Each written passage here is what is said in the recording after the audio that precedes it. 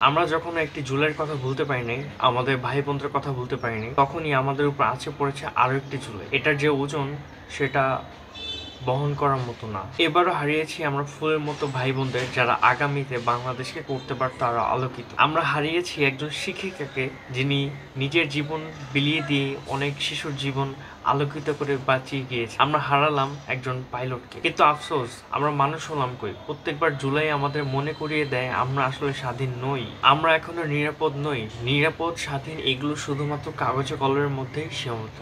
প্রত্যেকবার আমাদের প্রত্যেকটা দিন মনে করিয়ে দেয় এখনো আমরা ঠিক মতো স্বাধীন হতে পারিনি। হারিয়ে ফেলা আমাদের কাছে নিত্যদিনের। রাস্তা দিয়ে হাঁটার সময় বিল্ডিং এ নির্মাণাধীন ইট পড়ে মানুষ মারা যাবে, রাস্তা দিয়ে যাবার সময় নির্মাণাধীন ব্রিজের অংশ পড়ে পিষে মারবে, মুখ থেতলে দিবে পাথর দিয়ে। সে নীল চাষ থেকে শুরু করে আজ অব্দি এখন পর্যন্ত আমরা স্বাধীন হতে পারলাম না। যে পরিবার আজকে তাদের বাচ্চাদের হারালো, তাদের সান্ত্বনা দেওয়ার মতো আমাদের কিছু নেই। আমরা হয়তো বা কয়দিন পর ভুলে যাব, কিন্তু ভুলতে পারবে না যারা তাদের সন্তানকে হারিয়েছে।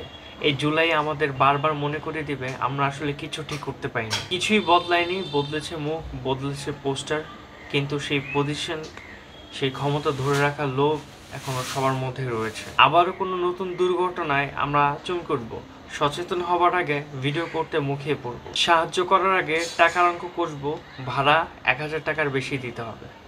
পিস।